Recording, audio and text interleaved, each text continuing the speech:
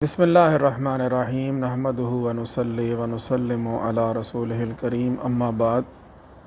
عزیزان محترم، مثنوی مولوی معنوی کا آج ہمارا یہ 16واں درس ہوگا۔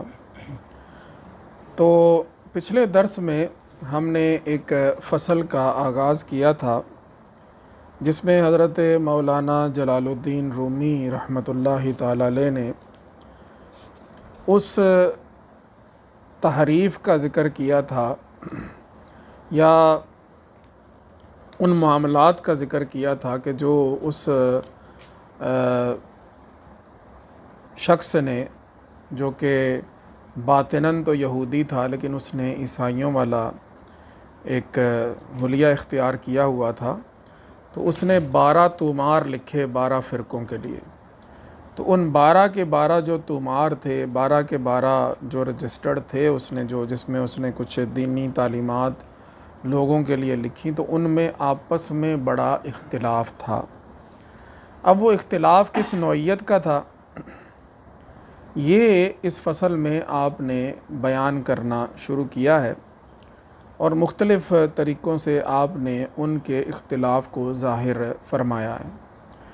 تو کچھ اشعار تو اس فصل کے ہم پچھلے درس میں بیان کر چکے ہیں، اور یہ وہی سلسلہ اب آخر تک آج کے بیان میں چلے گا کہ وہ جو شخص تھا جس نے عیسائیوں والا حلیہ اختیار کیا ہوا تھا اور ان کا ایک راہب وہ بنا ہوا تھا، اس نے وہ جو 12 طومار لکھے تھے، ان کے اندر جو اختلاف تھے ان کو جو ہے وہ یہاں پر آخر تک بیان کرتے چلے جائیں گے۔ اچھا، اس میں یہ بات ہے کہ ہو سکتا ہے کہ دوران درس یہ ساری باتیں آپ کو کچھ جو ہے کہہ لیں کہ سمجھ میں نہ آئیں، یا آپ کی طبیعت پہ کچھ جو ہے یہ بھاری محسوس ہوں، لیکن انشاءاللہ آخر پہ چل کے ہم ان کا نتیجہ نکالیں گے، تو پھر انشاءاللہ وہ ساری بات آپ کی سمجھ میں آ جائے گی۔ کیونکہ ایک بات ہے نا کہ آپ کو یہ تو سمجھ میں آ گئی ہے کہ ان طوماروں میں اختلاف تھا، تو پھر اتنا یہ زیادہ ذکر کرنے کی وجہ کیا؟ بس اتنی سی بات کر دیتے کہ اختلاف تھا، وہ مختلف تھے، تو بات ختم ہو جاتی۔ لیکن ہمیں بھی بہت کچھ جو ہے وہ ان ساری باتوں سے ملتا ہے۔ تو آپ فرماتے ہیں، در یکے گفتہ مکش این شمع آرا، کی نظر چو شمع آمد جمارا۔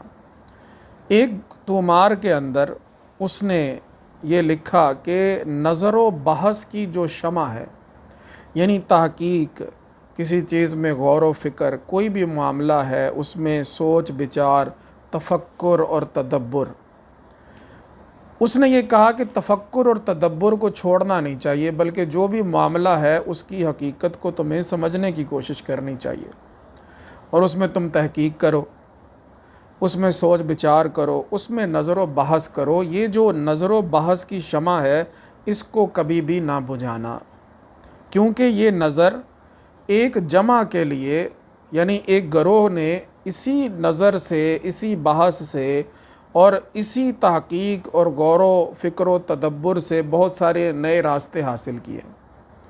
لہٰذا یہ نظر اور بحث جو ہے، غور و فکر ہے کسی بھی معاملے کے اندر، یہ بہت سے لوگوں کے لیے اس نے شمع کا ایک کام کیا ہے۔ لہٰذا تمہیں کوئی بھی معاملہ تمہارے سامنے آتا ہے، تمہیں پہلے اس پہ غور و فکر کرنا چاہیے، تمہیں اس پہ سوچنا چاہیے کہ تم کیا کرنے جا رہے ہو، پھر اس کے بعد اس کو اختیار کرو اگر وہ تمہیں مناسب لگتا ہے۔ تو بہت سے ایسے لوگ ہیں کہ جنہوں نے تحقیق کا والا سلسلہ کیا اور انہوں نے تفکر اور تدبر کا راستہ اختیار کیا، اور وہ اس سے اعلیٰ منازل پر فائز ہوئے ہیں۔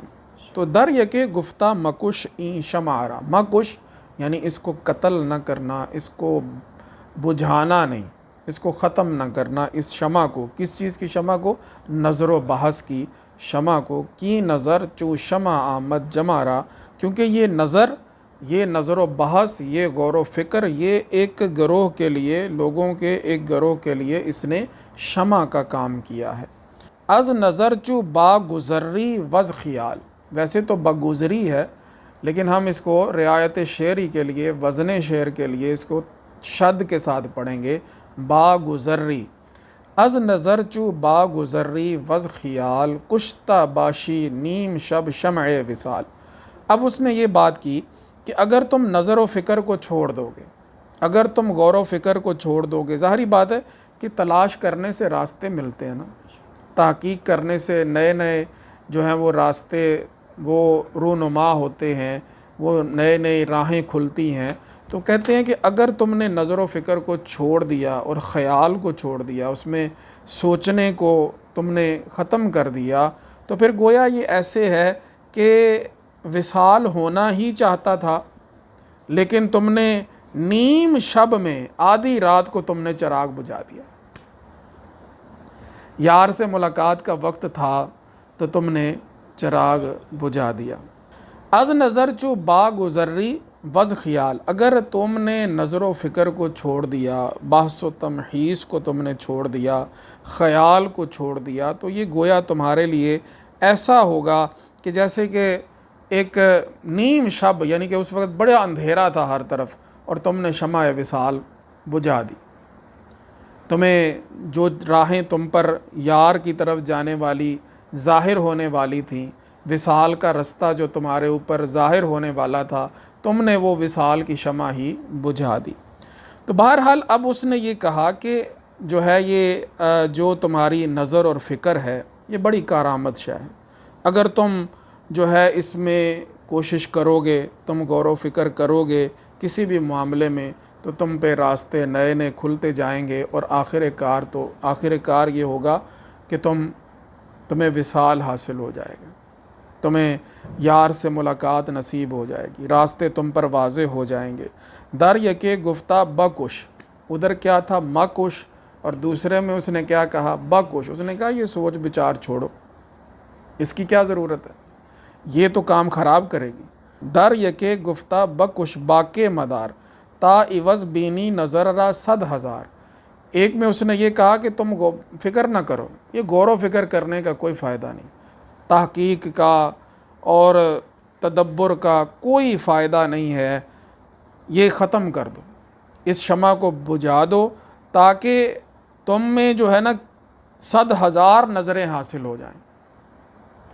یعنی تم یہ چھوڑ دو گے نا یار کے راستے میں سوچ بچار کرنی اور چون چنینی والا سلسلہ اختیار کرنا کہ یہ کیا ہے، یہ کیوں ہے، ظاہری بات ہے یہ سوال پہلے پیدا ہوتے ہیں تو بندہ پھر تحقیق کی طرف چلتا ہے نا، لیکن طریقت کا راستہ وہ تو ایسا ہے کہ جس میں مردہ بدست زندہ ہوتا ہے، اور مردہ جو ہے وہ کبھی غور و فکر تو نہیں کرتا، مردہ کبھی بحث و تمحیص کے ساتھ تو کام نہیں لیتا۔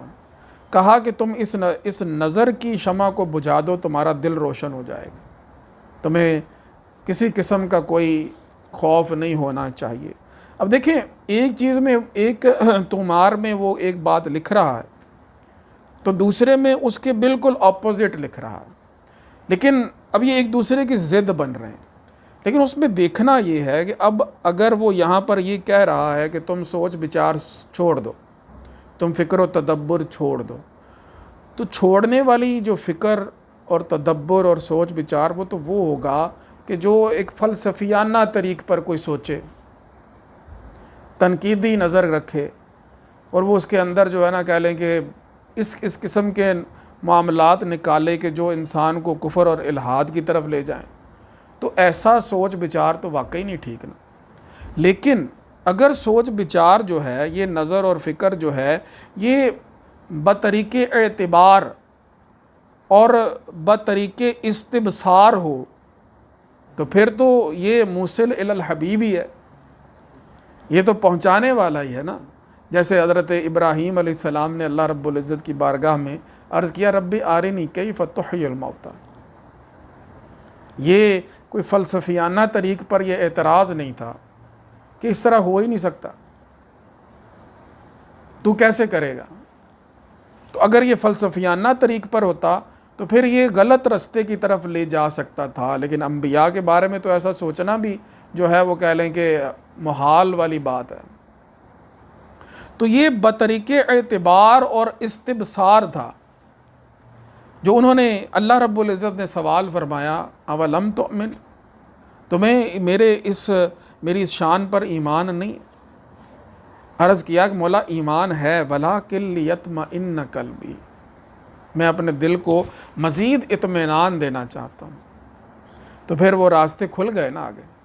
اللہ رب العزت نے پھر فرمایا ابھی اس طرح سے کرو کہ 4 پرندے لو اور ان کو جو ہے آپس میں ان کو اپنے ساتھ سدھار لو، اور پھر اس کے بعد جو ہے ان کا جو ہے ان کے ٹکڑے ٹکڑے کر کے ان کو پہاڑوں کے اوپر ڈال دو، اور پھر انہیں بلاؤ تو وہ تمہارے پاس آ جائیں گے۔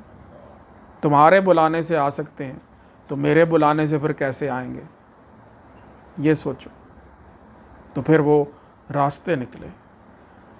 حضرت ابراہیم علیہ السلام نے اس بارے میں بھی تفکر کیا کہ یہ ستارہ میرا رب ہو سکتا ہے، یہ چاند میرا رب ہو سکتا ہے، یہ سورج میرا رب ہو سکتا ہے۔ یہ تفکر اور تدبر ہی ہے نا، لیکن یہ فلسفیانہ طریقے پر نہیں ہے، یہ اعتبار والے طریقے پر ہے اور استبصار والے طریقے پر ہے، اور یہ اللہ رب العزت کی عنایات کے حصول کے لیے ہے، اپنے دل کو اطمینان دینے کے لیے ہے۔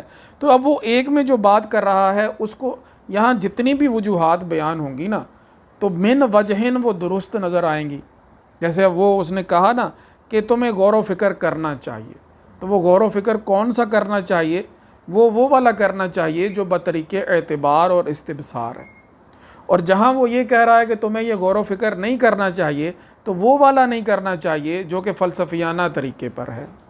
تو یہاں یہ مختلف باتیں جو ہیں وہ سمجھ میں آتی جائیں گی، ہر ایک کی کوئی نہ کوئی وجہ جب تک متعین نہ ہوگی تو پھر ہم یہی کہیں گے کہ ایک دوسرے کی ضد ہے، لہٰذا کہ اذا تعارض تساقط، یہ بھی ٹھیک نہیں وہ بھی ٹھیک نہیں۔ لیکن اگر اس کو اپنی جگہ پر ہم دیکھیں اور اس کی جہت کو متعین کر لیں تو ہر بات کی کوئی نہ کوئی صورت ایسی نکلے گی کہ جو سمجھ میں آنے والی ہے۔ یہ ایسے ہی نہیں انہوں نے جو ہے نا ورقے کالے کیے کہ بس انہوں نے اختلاف بتایا، ایک میں یہ لکھ دیا ایک میں یہ لکھ دیا۔ ان کے اندر بڑی باتیں ہیں، وہ چیزیں سمجھ میں آ رہی ہیں، اگر ان کی جہت متعین کر لیں آپ تو وہ چیزیں سمجھ میں آ رہی ہیں، ان کا فائدہ ہے۔ کیسے کشتن شمع جاں افزوں شبد، لیلا ات الصبر تو مجنوں شبد۔ یہ ایک مقام ہوتا ہے اللہ والوں کا، یہ ایک مقام ہوتا ہے جو واصلان کوئے حق ہیں، ان کا مقام ہوتا ہے کہ اس مقام پر جا کے فکر اور تدبر ختم ہو جاتی ہے، پھر وہاں جا کے جو ہے نا لیلا مجنوں بن جاتی ہے، جو محب ہوتا ہے نا وہ محبوب بن جاتا ہے۔ یہ مقام پھر جب یہ کسی کی اگر اس کی ہم جہت بنائیں نا تو وہ یہی بنائیں گے نا کہ یہ کسی کے حصے میں یہ مقام آتے ہیں۔ جب وہ اس مقام پر پہنچ جاتے ہیں تو پھر ان کے لیے آگے کوئی گنجائش نہیں رہ جاتی کہ وہ اس میں جو ہے نا وہ فکر و تدبر کریں۔ لیکن اگر ظاہری بات ہے کہ کوئی انسان مبتدی ہے تو اس کے لیے فکر و تدبر بڑے راستے کھولتا ہے۔ کیسے کشتن شمع جاں افزوں شبد، فرماتے ہیں کہ اس شمع کو یعنی یہ جو فکر و نظر کی جو شمع ہے اس کو ختم کر دینے سے جان افزوں ہو جاتی ہے۔ آپ یہ دیکھیں کئی حفاظ ہوتے ہیں نا، ان کی نظر کام نہیں کر رہی ہوتی لیکن دل ان کا کتنا روشن ہوتا ہے۔ جب ظاہر سے نظر جو ہے وہ بجھ جاتی ہے لیکن اندر روشن ہو جاتا ہے۔ تو یہی کہا کہ جب یہ تم اپنے دلائل کو ایک طرف رکھ کے صد کتاب و صد ورق در نار کن اور روئے دل را جانب دلدار کن، جب تم یہ کر لو گے نا، کتابوں میں کیا ہے؟ دیں مجو اندر کتب اے بے ہنر، علم و حکمت از کتب دیں از نظر۔ کتابوں سے کیا ملتا ہے؟ حضرت مولانا روم رحمۃ اللہ تعالیٰ علیہ کی ساری کتابیں اٹھا کے حضرت شمس تبریز علیہ رحمہ نے وہ کنویں میں کیوں ڈال دی تھی؟ فرمایا یہ کال کی باتیں ہیں، اور پھر نکال بھی دیں۔ فرمایا یہ حال کی باتیں ہیں، تو نمی دانی، تمہیں نہیں پتہ ان کا۔ تو وہ حال کی باتیں جب تمہارے سامنے آ جائیں گی پھر تمہیں کتابوں کی ضرورت نہیں رہتی۔ نہ ہادی سمجھ ہدایہ نہ کافی سمجھ کفایہ، کر پرز جلد وکایا اے دل قرآن کتاب۔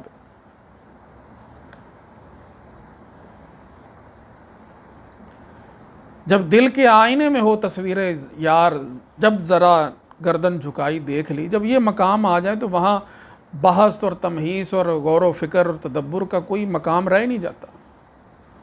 تو جب ان چیزوں کو بند کر دو گے پھر اندر تمہارا روشن ہو جائے گا۔ اعتراض اور جناب، کیونکہ جتنا انسان علم پڑھے اعتراضات نکلتے رہتے ہیں، نئی نئی چیزیں آتی رہتی ہیں، لیکن مولانا یہ فرماتے ہیں کہ چوں چنینی سود نیست، اس کا فائدہ کوئی نہیں۔ تو اگر وہ مقام مل جائے کسی کو اور اللہ رب العزت کا کرم اس کے شامل حال ہو جائے، تو غور و فکر کی پھر اسے کوئی ضرورت ہی نہیں۔ پھر اس کے لیے کیا ہوتا ہے، لیلا ات الصبر تو مجنوں شبت، تو نے جو اس راستے میں صبر کر لیا نا، تم نے جو اس راستے میں صبر کر لیا نا، اب تمہاری لیلا وہ مجنوں بن گئی۔ کبھی تم محب تھے، اب تم محبوب بن گئے، حتیٰ احببتہ والا مقام آ گیا۔ پہلے تو تم محبت کر رہے تھے نا، لیکن اللہ فرماتے ہیں جب بندہ میرا قرب حاصل کر لیتا ہے، حتیٰ احببتہ، اب میں اس سے محبت کرتا ہوں، وہ میرا محبوب بن جاتا ہے۔ یہ مقام محبوبیت تمہیں حاصل ہو جاتا ہے، پھر تمہیں بھی محبت حاصل ہو جاتی ہے۔ یحبہم و یحبونہم، وہ اپنے بندوں سے محبت کرتا ہے، اس کے بندے اس سے محبت کرتے ہیں۔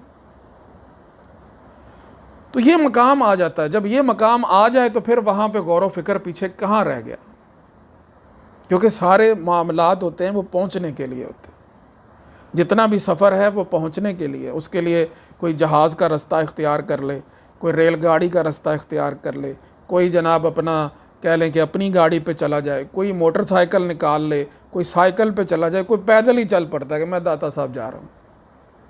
لیکن جب سارے پہنچ گئے تو پھر وہاں سائیکل کی کیا ضرورت ہے جی؟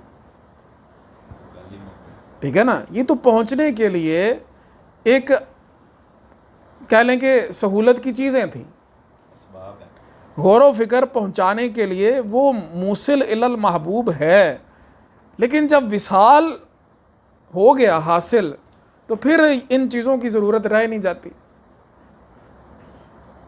سمجھ آ گئی نا بات؟ ترک دنیا ہر کے کرد از زہد خیش، پیش آمد پیش او دنیا و بیش۔ فرماتے ہیں کہ جو بندہ اپنے زہد کی وجہ سے، ٹھیک ہے نا، ظاہری بات ہے یہ غور و فکر، تدبر، بحث و تمحیص، یہ دنیا کے ہی تمہارے پاس آلات ہیں نا، کہ جن سے تم جو ہے وہ کہہ لو کہ وصال کا رستہ تلاش کر سکتے ہو۔ لیکن بات یہ ہے کہ جو بندہ اپنے زہد کی وجہ سے دنیا کو ترک کر دیتا ہے، اب یہ زہد کو آپ جہاں مرضی لے جائیں، زہد جو ہے دنیا اور متعلقات دنیا سے دوری کا نام ہے، کہ ہر چیز کو چھوڑ دیا جائے۔ تو جو کچھ بھی دنیا سے تعلق رکھتا ہے اگر تم نے اس کو چھوڑ دیا، تو جو بندہ ایسا کرتا ہے تو پیش آمد پیش او دنیا و بیش، پھر اس کو دنیا بھی ملتی ہے اور پھر اس کو اس سے زیادہ بھی ملتا ہے۔ اولاً یہ چھوڑ دو، جب چھوڑ دو گے تو پھر تمہیں اس سے بھی زیادہ حاصل ہو جائے گا۔ لہٰذا یہ تم جو ہے نا، اس نے تو یہی کہا نا کہ یہ غور و فکر چھوڑ دو، لیکن اس غور و فکر کو چھوڑنا کہاں پر جا کر ہوتا ہے وہ میں نے آپ کو بیان کر دیا۔ بس یہ بندہ دعا کرے کہ مولا مجھے تو ایسے اپنا بنا لے، ہے تمنا کہ مجھے کوئی تمنا نہ رہے، یہ تمنا بندے کی ہو جائے کہ ہم ایسا زہد اختیار ہو جائے۔ فرمایا کہ جب بندہ اس مقام پر پہنچ جاتا ہے نا، اس مقام پر جب بندہ پہنچ جاتا ہے تو پھر اسے سب کچھ بہت وافر مقدار میں مل جاتا ہے، پھر اسے کسی چیز کی تھوڑ رہ ہی نہیں جاتی۔ لہٰذا ہر لحاظ سے تو دنیا میں زہد اختیار کر لے، چاہے وہ فکر و نظر کا اعتبار ہو، چاہے وہ دنیاوی مال و اسباب کا اعتبار ہو، چاہے وہ دنیاوی وسائل کا اعتبار ہو، کچھ بھی ہو سب کو چھوڑ دو۔ تو پھر جب یہ کر لے گا تو پھر تمہیں ہر چیز جو ہے وہ وافر مقدار میں حاصل ہو جائے گی۔ تو ترک دنیا ہر کے کرد از زہد خیش، جس نے اپنے زہد سے ترک دنیا کر لی تو پھر اس کے سامنے دنیا بھی آتی ہے و بیش، اور اس سے بھی زیادہ آتی ہے۔ اب اگلے تومار میں وہ چلے گئے، فرمایا در یہ کہ گفتہ کہ آنچت داد حق، بر تو شیریں کرد در ایجاد حق۔ فرمایا کہ جو کچھ جو ہے نا جی تجھے اللہ تعالیٰ نے دیا ہے، عالم ہستی میں اللہ تعالیٰ نے وہ تیرے لیے بڑا میٹھا کر دیا ہے. یہ نہ سوچ کے کدھر سے آ رہا ہے، بس جو تجھے مل گیا، جو تجھے اچھا لگ رہا ہے، بس لگ جا اس کے پیچھے. یہ عالم ہستی میں اللہ تعالیٰ نے تمہارے لیے شیریں کر دیا، تمہارے فائدہ مند کر دیا. لہٰذا اس کے صحیح ہونے میں، غلط ہونے میں تو نہ سوچ، بس لگا رہ جدھر لگا. جو تجھے مل رہا ہے نا، سمجھ کے یہ اللہ تعالیٰ کا تجھ پہ ایک بڑا احسان ہے. بر تو آساں کرد و خوش آرا بگیر. جو چیز اللہ تعالیٰ نے تجھے مہیا کر دی، تجھے آسانی سے مل رہی ہے نا، بس پکڑی جا، حاصل کری جا. آرا بگیر، اس کو حاصل کر لے. خیشتن را در می افغن در ظہیر. اپنے آپ کو ظہیر کہتے ہیں. یہ جو پیچش کا مرض ہوتا ہے نا، پیچو تاب نہ کھا، خواہ مخواہ میں ٹینشن اپنے آپ کو نہ ڈال، بس جو آ رہا ہے نا بس آنے دے. یہ نہ دیکھ کہ بھئی اس میں حلال کیا ہے، حرام کیا ہے.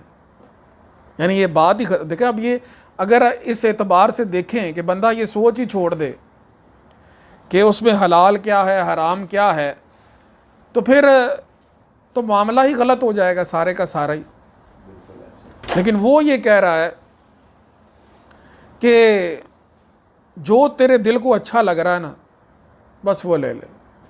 تجھے گاڑی اچھی لگتی ہے کوئی، جس طرح سے بھی حاصل ہوتی ہے، وہ اللہ نے تیرے لیے بنائی ہے، اس کو تو حاصل کر. تمہیں اگر کوئی عورت اچھی لگتی ہے تو اس کو حاصل کر لے، جس طرح سے بھی تو حاصل کر سکتا ہے، وہ اللہ نے تیرے لیے ہی بنائی ہے. ٹھیک ہے نا. تو یہ گویا ایک طرح سے وہ خواہشات نفسانی کے اوپر لگا رہا ہے کہ تیرا نفس جس چیز میں خوش ہو رہا ہے اور تیری طبیعت کا جو تقاضا ہے نا، تو یہ سمجھ کہ اللہ نے وہ تیرے لیے بنایا ہے. جس چیز کا خیال تیرے دل میں آ رہا ہے وہ تیرے لیے. ٹھیک ہے نا. سب جہاں تیرے لیے ہے، تو خدا کے واسطے. لیکن یہ بات بھی سمجھنی ہے نا، جب خدا کے واسطے ہم ہیں تو خدا نے اس کو حاصل کرنے کا جو طریقہ بتایا، اس طریقے پہ حاصل کر. تو اس نے ایک طومار کے اندر یہ بات لکھی کہ جو کچھ تجھے اچھا لگ رہا ہے، تیری طبیعت کا تقاضا ہے، وہ تیرے لیے.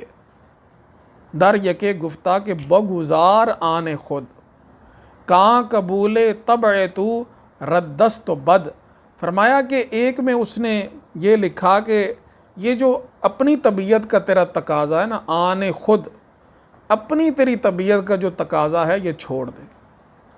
بس یہ دیکھ کہ یار کی مرضی کیا ہے، اپنی مرضی چھوڑ دے. کیوں؟ کیونکہ تمہاری جو قبول طبع ہے، یعنی جو تمہاری طبیعت کو چیز اچھی لگ رہی ہے، وہ رد ہے، وہ بری ہے. اللہ بہتر جانتا ہے، تو نہیں جانتا. ٹھیک ہے نا. اب ایک اس میں اس نے یہ بات رکھ دی. ایک میں وہ کیا کہہ رہا تھا کہ مقتضائے طبیعت پہ عمل کر، جو تیری طبیعت چاہتی ہے تو وہ کر لے. دوسرے میں اس نے کیا کہا کہ مقتضائے طبیعت جو ہے نا جی، اس کو تو چھوڑ دے، کیونکہ وہ جو تیری طبیعت کو مقبول ہے نا، وہ اللہ رب العزت کی نظر میں وہ بری. در یکے گفتہ کے بگزار آنے خود، اپنی مرضی، اپنی منشا کو تو چھوڑ دے، کیونکہ تیری طبیعت کو جو چیز قبول ہے وہ اللہ تعالیٰ کی بارگاہ میں وہ زشت ہے، وہ بد ہے. راہ ہائے مختلف آسان شداست. کیونکہ اگر قبول طبع کو دیکھ لیں اور ہر کوئی اپنی طبیعت کو ہی دیکھنے لگ جائے کہ یار مجھے یہ اچھا لگ رہا ہے، تو پھر یہ تو راستے بڑے آسان ہیں. اسی وجہ سے ہر یکیرا ملت چون جاں شداس، اتنے دنیا کے اندر کہہ لیں کہ مذہب بن گئے اور جناب فرقے بن گئے، اور یہ سارا سلسلہ کس وجہ سے ہے؟ لوگوں کی اپنی خواہشات کی وجہ سے. انہیں وہ آسان لگ رہا تھا، انہیں وہ اچھا لگ رہا تھا کہ یار یہ ٹھیک ہے، وہ ادھر لگ گئے. یہ تو بڑا آسان کام ہے. اللہ رب العزت کی مرضی اور منشا وہ کس میں؟ اب اللہ تعالیٰ نے تو بتوں کی پرستش کرنے کا حکم نہیں دیا نا. اللہ تعالیٰ نے تو لوگوں کو آگ کی پوجا کرنے کا حکم نہیں دیا. یہ جتنے بھی دیگر مذاہب ہیں، جو مذاہب باطلہ ہیں، یہ سب یہ کہاں سے بنے؟ یہ لوگوں کی اپنی خواہشات کی پیروی میں بنے. ان کو یہ کام آسان لگ رہا تھا، انہوں نے کہا بھی یہ کر لیں۔ موسیٰ علیہ السلام گئے میں تواڈے واسطے کتاب لے کے آنا، انہوں نے کہا بھی اے سانو اے ٹھیک ہے، آواز آ رہی یہ سن رہا ہے، چلو بھی وہ پتہ نہیں وہ جس رب دی موسیٰ علیہ السلام گل کرتے ہیں وہ ہن نظر بھی آنا کہ نہیں آنا، یہ آ رہا ہے آسان ہے، انہوں نے کہا بھی یہ ٹھیک ہے۔ تو انہوں نے اپنی خواہشات کی پیروی کر لی نا، لیکن اللہ رب العزت کی بارگاہ میں انہوں نے کتنا جو ہے نا جی ایک برا فعل کر لیا۔ تو فرمایا راہ ہائے مختلف آسان شداست، یہ قبول طبع کی بات تھی نا، جس کی وجہ سے اتنے راستے لوگوں نے اپنے اوپر آسان کر لیے، جس کا جدھر کو منہ جو ہے نا وہ اٹھ رہا ہے وہ ادھر کو جا رہا ہے، جو جس کو آسان لگ رہا ہے وہ اس کو کر رہا ہے۔ شریعت ظاہری بات ہے کہ ایک نکیل کا کام کرتی ہے، وہ ہمیں ادھر ادھر نہیں ہونے دیتی۔ اسی طرح ہم اگر یہی دیکھ لیں کہ مذاہب اربعہ میں اگر بندہ یہ کہ یار میری طبیعت کو یہ لگتا ہے تو پھر وہ کہے کہ میں نے یہ کرنا ہے، وہ ادھر کو چلا جائے، وہ ادھر کو چلا جائے، لیکن ان کو بھی باندھ دیا گیا ہے کہ اگر تم نے ایک امام کی پیروی کرنی تو تم پہ لازم ہے کہ اس کے پورے فقہ کی تم پیروی کرو۔ یہ نہیں کہ اپنی مرضی کا کوئی مسئلہ تمہارے سامنے آیا تو تم ادھر کو نکل گئے، ادھر سے مرضی کا سامنے آیا تو ادھر کو نکل گئے، اپنی مرضی کو ختم کرو۔ ہر یکیرا ملت چو جان شداست، لوگ اپنے مذہب پہ مر مٹنے کو تیار ہو جاتے ہیں، کیوں؟ حالانکہ ہے تو وہ باطل۔ کسی ہندو کو کہیں کہ جناب تمہارا یہ کیسا مذہب ہے کہ تم جناب ایک گائے کو اپنی ماں بنائے ہوئے ہو، گوبر تم کھاتے، پیشاب تم پیتے ہو ان کا، یہ کوئی مطلب انسانیت ہے؟ یہ جانوروں والا طریقہ تمہارا۔ لیکن وہ اس کے لیے مر مٹنے کے لیے تیار ہے، وہ کہتا ہے میں اپنے بھگوان کے لیے مر جاؤں تو مجھے مکتی مل جائے گی۔ تو ہر یکیرا ملت چو جان شداست، یہ وجہ کیا ہے؟ یہ طبیعت ہے ان کی، انہوں نے اپنی طبیعت کے ماننے کے اوپر اپنا سارا انحصار رکھا ہے، ٹھیک ہے نا جی۔ تو قبول طبع وہ دلیل جواز نہیں ہے، قبول طبع وہ دلیل جواز نہیں ہے، ورنہ تو بندے کا دل نہیں کر رہا نماز پڑھنے کو تو وہ کہ نماز معاف ہے۔ شریعت پھر جو ہے نا جی اس کی لگامیں جب بندے کو پڑی ہوئی ہوں تو پھر وہ ہر معاملے میں اللہ کی مرضی کو سامنے رکھتا ہے۔ فرمایا گر میسر کر دنے حق راہ بدے، اگر اللہ رب العزت کا کسی کام کو آسان کر دینا ہی اس کا راستہ ہوتا تو ہر جہود و گبر ازو آگاہ بدے، تو پھر جتنے بھی یہودی ہیں، کیونکہ یہ اب اس وقت عیسائی بنا ہوا ہے نا، اب یہودیوں کو برا کہہ رہا ہے، اس نے کہا کہ ہر پھر جو یہودی ہے اور جو آتش پرست ہے وہ اس سے آگاہ ہوتا ہے۔ اگر اتنا ہی آسان کام اگر اللہ رب العزت نے اس کو راہ بنایا ہوتا تو پھر ہر کوئی واصل باللہ ہوا ہوتا، ٹھیک ہے نا۔ موجیں بھی اپنی لگی ہوئی ہیں اور اللہ بھی مل گیا ہے، پھر اتنے مصائب برداشت کرنے کی ضرورت ہی کیا تھی؟ آسان کے پیچھے چل لیتے۔ فرمایا کہ اللہ رب العزت کا کسی معاملے کو آسان کر دینا، اگر یہ جو ہے نا جی کوئی راستہ ہوتا وصال کا تو پھر تو مشکل ہی کوئی نہیں تھی، ہر بندہ واصل باللہ ہوتا، کوئی جنگلوں میں جا کے مجاہدے نہ کرتا، کوئی بھوک اور پیاس برداشت نہ کرتا، کوئی جو ہے نا جی وہ کہہ لیں کہ اس حوالے سے اتنے وہ چلے نہ کاٹتا اور جناب وہ اتنا کہہ لیں کہ ریاض نہ کرتا اس میں۔ تو کوشش کر کے ہی اللہ رب العزت کی بارگاہ کا وصال مل سکتا ہے۔ آسانی والے معاملات میں بندہ یہ دیکھے کہ یہ آسان ہے، میں ادھر بیٹھا ہوں، تو گر میسر کر دنے حق راہ بدے، اگر اللہ کا کسی معاملے کو آسان کر دینا ہی اس کی بارگاہ کا راستہ ہوتا تو پھر جتنے بھی مذاہب ہیں، یہاں پہ دو کا ذکر ہوا نا، جہود کا یعنی یہودیوں کا اور آتش پرستوں کا، کتنی موجیں آپ دیکھے گا۔ اب اس وقت آپ عیسائیت کو بھی لے لیں، کیونکہ وہ بھی تو خواہشات نفسانی کے پیچھے چل رہے ہیں نا۔ اللہ رب العزت نے تو ان کو یہ نہیں کہا نا کہ عیسیٰ علیہ السلام کو خدا بنا لو۔ اللہ پاک قرآن مجید میں فرماتا ہے یہ خاص حضرت عیسیٰ علیہ السلام کے ساتھ معاملہ قیامت کا دن ہونا ہے کہ اللہ کریم نے ان سے پوچھنا ہے کہ اے عیسیٰ تم نے یہ کہا تھا کہ مجھے اور میری ماں کو خدا بنا لو، یہ ان سے سوال ہونا ہے۔ تو نہ وہ اللہ رب العزت نے کہا، نہ حضرت عیسیٰ نے کہا، نہ حضرت مریم نے کہا، لیکن یہ انہوں نے کیوں بنا لیا؟ کوئی اسے ثالث ثلاثہ کہہ رہا ہے، کوئی جو ہے نا جی اس کو اللہ ہی بنا رہا ہے اس نے، ٹھیک ہے نا جی۔ تو اس طرح کے جو انہوں نے یہ نظریات بنا لیے، اس کے پیچھے کیا ہے؟ اس کے پیچھے ان کی ذاتی اغراض ہیں، خواہشات نفسانی۔ تو اگر یہ اتنا ہی آسان، آج دیکھیں نا عیسائیت میں کتنی آسانی، وہ یہ کہتے ہیں کہ جی ہمارے ہر گناہ کا کفارہ بن کے عیسیٰ علیہ السلام سولی پہ چڑھ گئے، اب ہم جو مرضی کریں، ٹھیک ہے نا، موج مستی دنیا داری ہر چیز کر رہے ہیں۔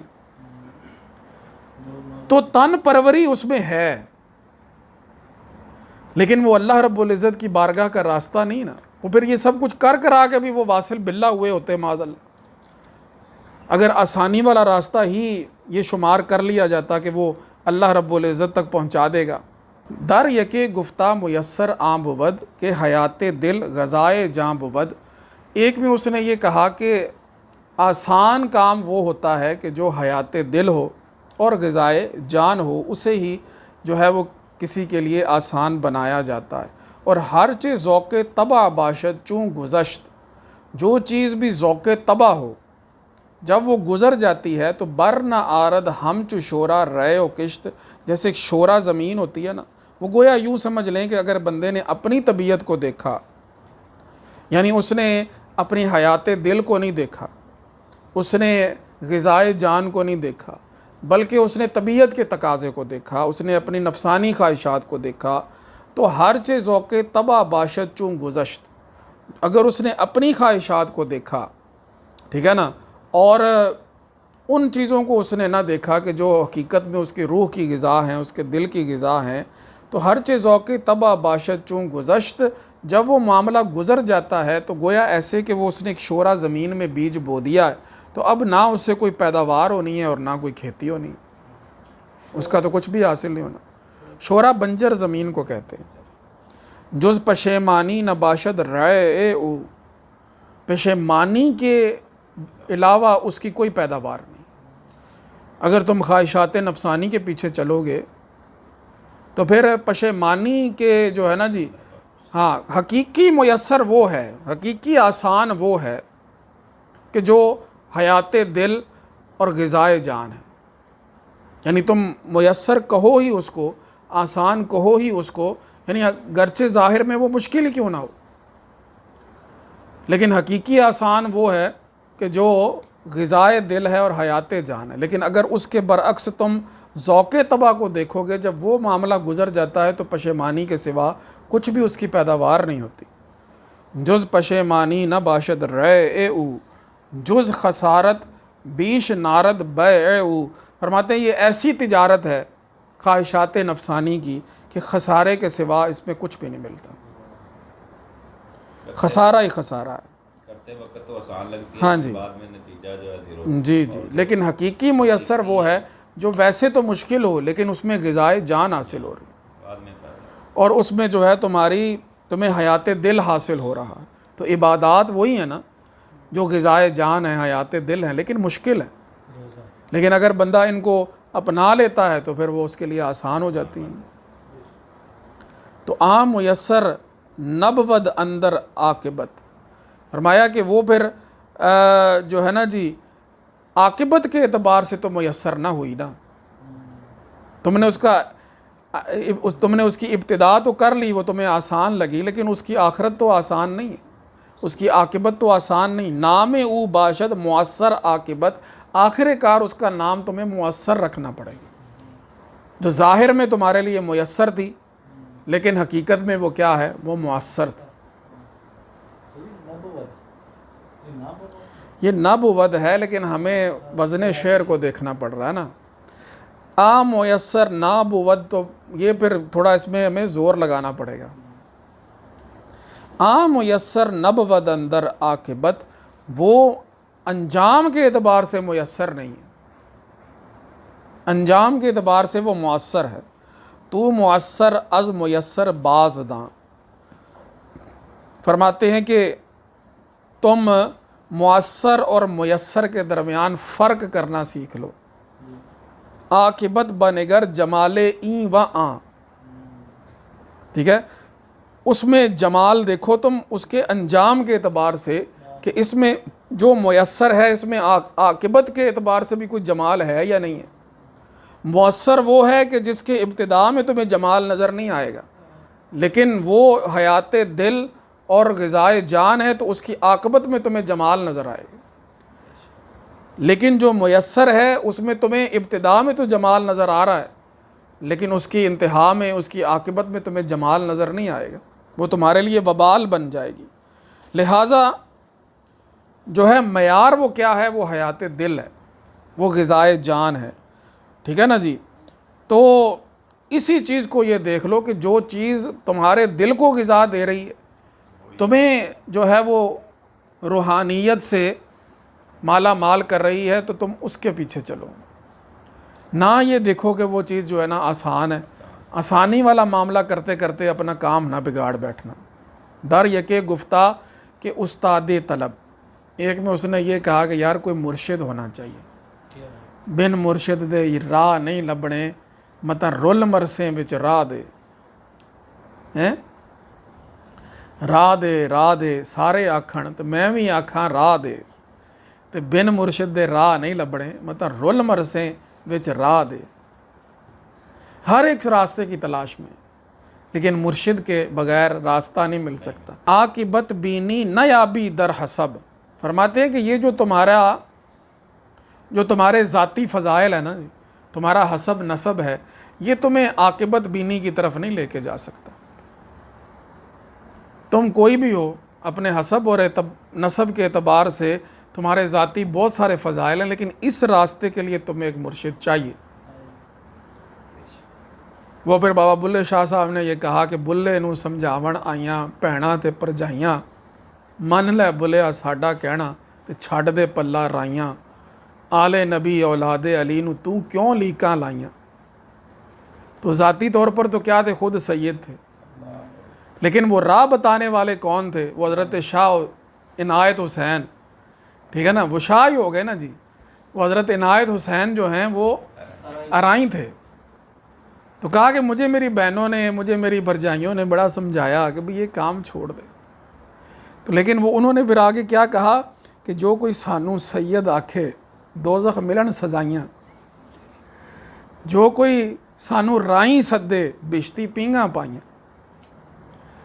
जब उनके हो गए तो फिर ये बात ही ख़त्म हो गई। यार दे रंग च रंगे हैं, उनके भी हुण सानू जड़ा सैयद कहेगा ना जी, उन्होंने गुनाह मिलेगा, और जो हमें राई कहेगा वो उसके लिए हम दुआ करते हैं कि अल्लाह उसे जन्नत अता करे। अल्लाह अकबर। तो दर यके गुफ्ता के उस्ताद तलब, एक में उसने ये कहा कि कोई उस्ताद तलब कर, कोई मुर्शिद इस रास्ते के लिए तलाश कर ले। ये जो तेरा हसब नसब है ना, ये तुझे आकिबत बीनी नहीं करने देगा, तुम्हें यानी कि आखिरत के हवाले से सोचने नहीं देगा। आकिबत दीदंद हर गूँ मिल्लते, ला जरम गश्तंद असीरे ज़ल्लते। फरमाया कि जो के बग़ैर किसी हादी के, बग़ैर किसी रहबर के, जो भी लोग जो है ना जी आखिरत के मामलात की तरफ चले हैं, तो तहकीक ये है कि वो बाद में ना लग़ज़िशों का ही शिकार हुए हैं, ठीक है ना जी। ये तिलकण बाजी वेड़ा है, थम थम के टरो हनेरा है। तो यहाँ पर तो बड़ी मुश्किल है।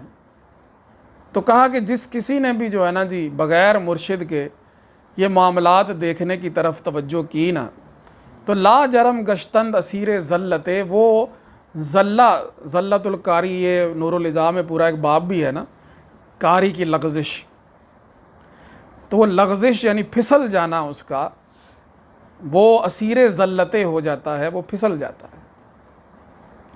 आकिबत दीदन न बाशद दस्त बाफ, फरमाया ये आखिरत वाले मामलात देखना ये कोई हाथ का खेल नहीं, ये कोई हाथ का खेल नहीं है। ورنہ کئے بودے زی ہا، ورنہ کئے بودے دی ہا اختلاف، ورنہ پھر مطلب معاملات، دینی معاملات میں پھر اختلاف کیوں ہوتے؟ ہر بندہ بیٹھ کے عاقبت دیکھ لیتا، معاملات دیکھ لیتا۔ تو جو دوسرے کے طریقے پر، دوسرے کے مسلک پر اور مشرب پر اختلاف ہو رہا ہے، وہ اس وجہ سے ہو رہا ہے کہ انہوں نے یہ راستہ اپنایا ہے، اور یہ راستہ دیکھنے کے لیے تمہیں کسی مرشد کی ضرورت ہے تاکہ تم فرق کر سکو کہ تم نے کون سے راستے پر چلنا ہے، اور پھر جب اس کے اوپر چلو گے تو تم اپنا جو تمہارا تقاضا ہے، تم اپنا راستہ متعین کر لو گے، اپنے اس تقاضے کو پالو گے۔ تو عاقبت دیدن نہ باشد دست باف، دست باف کہتے ہیں ہاتھ کا کھیل۔ عاقبت کو دیکھنا یہ کوئی ہاتھ کا کھیل نہیں ہے، ورنہ کئے بودے دیں ہا اختلاف، ورنہ پھر یہ اگر یہ اتنا ہی آسان ہوتا تو پھر یہ اتنے معاملات میں اختلافات والی تو کوئی صورت تھی ہی نہیں۔ در یکے گفتہ کہ استا ہم تو ہی، ایک میں اس نے یہ کہا کہ یار یہ جو مرشد تلاش کرنا، یہ کس نے تلاش کرنا؟ تو نہیں تلاش کرنا نا۔ تو اس کا مطلب ہے جب تیرے اندر استاد تلاش کرنے والی خاصیت ہے تو پھر استاد تو خود ہے، تو نہیں تلاش کرنا ہے نا، یہ فیصلہ تم نے کرنا ہے کہ یہ میرا استاد ہے، تو پھر یہ سمجھو کہ پھر تم خود استاد۔ در یکے گفتہ کہ استا ہم توئی، زاں کے استا را شناسا ہم توئی، کیونکہ استاد کو پہچاننا یہ کام کس نے کرنا؟ یہ تم نے کرنا۔ استاد کو پہچاننے والا بھی تو ہے، تو جب استاد کو تو پہچان سکتا ہے تو راستے کو نہیں پہچان سکتا، پھر یہ کام بھی کر لے۔ مرد باش و سخرائے مرداں مشو، خود مرد بن دوسرے مردوں کا مطیع نہ ہو۔ اس فرما برداری میں کیا پڑھا؟ مرد باش سخرائے مرداں مشو، رو سرے خود گیر و سرگرداں مشو، جاؤ اپنی راہ تم اپنا لو، تم دوسروں کے راستے میں سرگرداں نہ ہو، اس میں پریشان نہ ہو۔ وہ راستہ انہوں نے دیکھا ہے، اس پہ چل رہے ہیں، تم اپنے راستے پہ چلو، خود مرد بنو۔ دوسروں کا مطیع اور فرما بردار ہونے کا کیا فائدہ؟ در یکے گفتہ کہ این جملہ یکیست، ہر کے او دو بیند احول مرد کیست۔ تو مردک آ گیا، کاف لگا دیا نا ساتھ، احول مرد کے، گھٹیا کمینہ انسان ہے اور بہنگا بھی ہے، جو کہ اشیاء کو جو ہے نا جی وہ دو دیکھے، یعنی تمام جتنی بھی اشیاء ہے نا جی یہ ایک ہیں، اور ان کے درمیان جو تمایز ہے نا جی وہ مرتبہ تعین کے اندر ہے، ان کی حقیقت ایک ہے، ٹھیک ہے نا۔ ان کو دو دیکھنے، یہ وہی وحدت الوجود والی باتیں آ گئی نا، اس طرح کی بات کر دی کہ در یکے گفتہ کہ این جملہ یکیس، سب کچھ کیا ہے؟ ایک ہی ہے، ٹھیک ہے نا۔ جو ان کو دو کہے، ہک ہے ہک ہے ہک ہے، ساکو ہک دی دم دم سکھ ہے، جیڑا ہک کو ڈوں کر جانے وہ کافر مشرک ہے۔ یہ بات ان کی ہے، انہوں نے کہا کہ اس کو دو نہیں دیکھنا، بس کیا دیکھنا؟ ہک ہے ہک ہے۔ در یکے گفتہ کہ این جملہ یکیست، ایک میں اس نے کہا یہ جتنا بھی نظام ہے نا سارا، یہ صرف ایک ہی ذات ہے حقیقت میں، ہر کے او دو بیند، جو بندہ بھی اس کو دو دیکھے گا، وہ پہلے پیچھے آ گیا نا کہ جی وہ اس کو دو بوتلیں نظر آ رہی تھی، وہ احول تھا، تو وہ احول مرد کیست، وہ بیچارہ جو ہے کیا ہے؟ احول بندہ ہے۔ در یکے گفتہ کہ صد یک چون بود، دوسرے میں اس نے کہا کہ جو 100 ہیں وہ ایک کیسے ہو سکتے ہیں؟ در یکے گفتہ کہ صد یک چون بود، ایک میں اس نے یہ کہہ دیا کہ یہ اختلاف ہے، ظاہری بات ہے، ہر ایک یہ تو مختلف معاملات میں ہے نا، نہ تو آپ کسی کو تمام معاملات میں متحد کہہ سکتے ہیں، نہ آپ کسی کو تمام معاملات میں جو ہے ایک دوسرے سے مختلف کہہ سکتے ہیں، ٹھیک ہے نا۔ جتنی بھی اشیاء ہیں وجود والی صفت میں تو سب ایک ہے،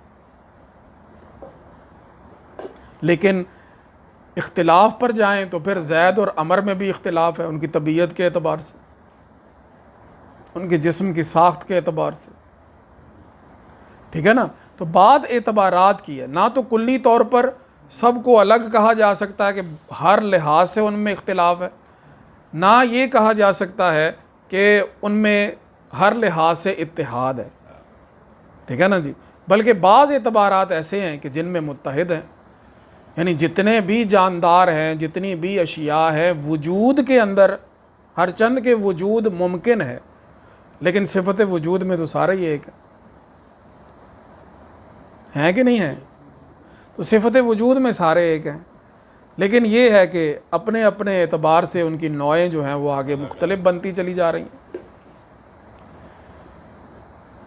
تو کہا کہ در یکے گفتہ کہ صد یک چوں بود، 100 جو ہیں وہ ایک کیسے ہو سکتے ہیں. اب ایک اعتبار سے یہ بات درست ہے اور ایک اعتبار سے یہ بات درست نہیں ہے. این کے اندیشد، این کے اندیشد مگر مجنوں بود، یہ خیال کس کو آئے گا؟ یہ اسی کو آئے گا جو مجنوں ہے. یعنی اس نے یہ کہا کہ جو بندہ یہ سمجھتا ہے کہ یہ سب کچھ ایک ہی ہے وہ مجنوں ہے، یعنی اسی طریقے کا جو پہلے بیان کیا اس کا ابطال کر دیا. ہر یکے کولیست ضد ہم دگر، جتنے بھی اس کے طومار تھے نا، اس میں ہر ایک بات دوسرے کی ضد تھی. چوں یکے باشد یکے زہر و شکر، فرمایا زہر اور شکر ایک کیسے ہو سکتے ہیں. تو بعض میں اس نے جو دیا وہ زہر والا معاملہ تھا، بعض میں اس نے جو دیا وہ شکر والا معاملہ تھا، لیکن با اعتبار ایک دوسرے کے ضد ہونے کے، کبھی وہ زہر ہے کبھی وہ شکر ہے، کبھی وہ زہر ہے کبھی وہ شکر ہے. اس طرح کا معاملہ جو ہے نا جی وہ اس نے ایک خلط ملط کر کے ان کو دے دیا. ہر یکے کولیست ضد ہم دگر، ہر ایک جو قول تھا نا جی وہ دوسرے کی ضد تھا.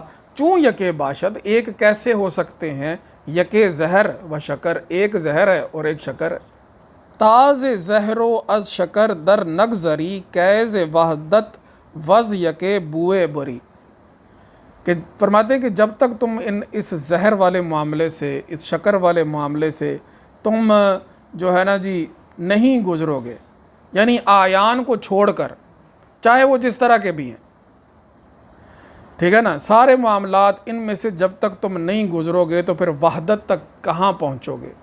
کیز وحدت وز یکے بوئے بری، اللہ رب العزت کی ذات تو ایک ہی ہے نا. تو دنیا کے اندر تو یہ اختلاف ہیں، ایک بات یہ کر دی ہے، دوسری بات یہ کر دی، ایک اعتبار سے وہ ضد ہے، دوسری اعتبار سے جو ہے نا جی وہ اس کے مخالف چل رہی ہے، ایک اعتبار سے وہ زہر ہے، دوسرے اعتبار سے وہ شکر ہے. فرمایا یہ زہر شکر سارا، وہ بات آ گئی نا اللہ رب العزت کی وحدانیت کی، تو دل میں خیال آ گیا. ایک نسخے میں یہاں آگے ایک شعر آتا ہے کہ وحدت اندر وحدت است این مثنوی، از سمک رو تا سماک اے مانوی. فرمایا یہ نیچے کی باتیں ہیں، جہاں یہ الگ الگ معاملات ہو رہے ہیں، وہاں تو کوئی ایسا معاملہ نہیں نا. زہر اور شکر سے تو گزر جا، آگے ان معاملات سے اپنے آپ کو نکال اور حقیقت کی جانب تو دیکھ. اب بات وہی آ جاتی ہے کہ مولانا روم رحمۃ اللہ تعالی علیہ نے یہ اتنے جو معاملات ذکر کیے تو یہ من وجہن درست ہیں اور من وجہن یہ غلط ہے. لیکن بات یہ ہے نا کہ اگر کوئی اس وجہ پر ہے جو درست ہے تو وہ درست ہے، اگر کوئی اس وجہ سے اس پہ اوپر اعتراض کر رہا ہے یا اس کے مخالف ہے تو وہ ظاہری بات ہے، اس کی بات اپنی جگہ پہ ٹھیک ہے. لہٰذا یہ جتنا بھی آگے وہ پوری ایک فصل آ جائے گی کہ اختلاف جو ہے نا جی وہ صورت روش میں ہوتا ہے، حقیقت راہ میں اختلاف نہیں ہے. سب نے پہنچنا وہ ایک ہی جگہ پر ہے، ٹھیک ہے نا. اب یہ اپنا اپنا طریقہ ہے، ہر ایک کو جس انداز سے وہ ملا. فرمایا یہ زہر شکر کے معاملے جو ہے نا سارے چھوڑ دے. میری مثنوی اس کو پڑھ، وحدت اندر وحدت است این مثنوی، اس میں وحدت کی باتیں ہم تمہیں پہنچانا چاہتے ہیں اس ذات واحد تک. سمک کو چھوڑ کر سماک تک جا، سمک مچھلی کو کہتے ہیں عام طور پہ، لیکن یہاں مراد یہ لی جاتی ہے زمین کے نیچے. وہ جیسے اعلیٰ حضرت کا شعر ہے، سماک و سمک میں سکہ نشان تمہارے لیے، زمین و فلک سماک و سمک میں سکہ نشان تمہارے لیے. تو سماک و سمک یعنی سماک بلندی کو کہتے ہیں، آسمان آ گئے اس میں نا، تو سمک مچھلی کو کہتے ہیں، زیر زمین کو کہتے ہیں. تو وحدت اندر وحدت است این مثنوی، از سمک رو تا سماک اے مانوی. جو مخاطب ہے اس کو مانوی فرما رہے ہیں کہ اللہ تجھے معنی سے آگاہ کر دے، تجھے حقیقت آگاہ کر دے. تو فرمایا یہ سارے معاملات جو ہے نا جی، اختلافات اور یہاں پر مختلف انداز سے جو یہ سارے سلسلے دیکھے جا رہے ہیں. اب یہ سارا بیان ہے جو اتنا یہ اختلاف بیان کیا، یہی چیزیں ہیں نا جی کہ کوئی کسی نظر سے اس کو دیکھ رہا ہوتا ہے، کوئی کسی نظر سے اس کو دیکھ رہا ہوتا ہے. وہ واقعہ تو بیان ہو گیا کہ اس نے تو وہ تمہاروں میں تبدیلی کر دی، ایک میں کچھ تھا ایک میں کچھ تھا. اس حکایت کا جو مقتضا تھا وہ تو یہاں پہ حل ہے. وہ تو اتنی سی بات سے بھی حل ہو سکتا تھا کہ جی کسی میں کچھ لکھ دیا کسی میں کچھ لکھ دیا. تو پھر اتنی تقریر کرنے کی ضرورت کیا تھی کہ ایک میں یہ لکھا ایک میں، کھول کھول کے پڑھ دے رہے ہیں مولانا روم. بات یہ نہیں. انہوں نے یہ اتنے اختلافات بیان کیے کہ کسی کی نظر میں کچھ ہوتا ہے کسی کی نظر میں کچھ ہوتا ہے، وہ من وجہن درست ہوتا ہے اور من وجہن وہ درست نہیں ہوتا. حضرت مجدد اہل ثانی علیہ رحمہ کی تعلیمات آپ دیکھیں، آپ فرماتے ہیں یہ سما والا جو کام ہے نا، یہ تو بچوں کا کھیل. وہ پیر سائیں غلام رسول قاسمی صاحب کو کہتے ہوئے سن رہا تھا، وہ کہتے تھے کہ یہ طریقت میں کوئی رقص وغیرہ کوئی چیز نہیں ہے. لیکن بابا بلے شاہ صاحب سے پوچھیں، وہ کہتے ہیں عشق بلے نو نچاوے یار تے نچنا پیندا ہے. سامنے ہوے یار تے نچنا پیندا. یہ ان کی بات. یہ عشق نہیں ڈردا موت کو، پاویں سولی چڑھنا پے، نچ نچ کے یار منا لیندا پاویں کنجری بننا پہ جائے. یہ ان کو ملا ایسے نا. مولانا روم رحمۃ اللہ تعالی علیہ سے پوچھیں کہ سما کیا ہے، یعنی ضد والی بات ہوگی نا. بالکل یہ کیا کہہ رہے ہیں کہ یہ زہر ہے، چھوڑو ان کو. یہ کیا کہہ رہے ہیں کہ یہ تو یوں سمجھ لو کہ تم خواہ مخواہ میں اپنے آپ کو جو ہے نا، تم کیا کہتے ہیں کہ منقے پر اور کشمش پہ تم نے اپنے آپ کو خوش کر لیا. جیسے بچوں کو دے دیتے ہیں نا، کوئی منقہ کوئی کشمش دے دیتے ہیں، کوئی بادام دے دیتے ہیں تو بچہ خوش ہو جاتا ہے. تو حضرت مجدد علی ثانی علیہ رحمہ کی تعلیمات یہ کہتی ہیں کہ تم اگر سماع کی طرف جاتے ہو، تم اگر رقص کی طرف جاتے ہو، تو یہ ایسی ہے کہ جیسے بچوں کو جو ہے نا جی کچھ ٹافیاں دے دی جائیں. لیکن مولانا روم رحمۃ اللہ تعالی وہ سب کچھ انہوں نے چھوڑ چھاڑ کے سماع کا رستہ اختیار کر لیا. اللہ اکبر. فرمایا کہ یہ زہر و شکر والے جو معاملات ہیں نا جی، ان اختلافات سے تو اپنے آپ کو گزار لے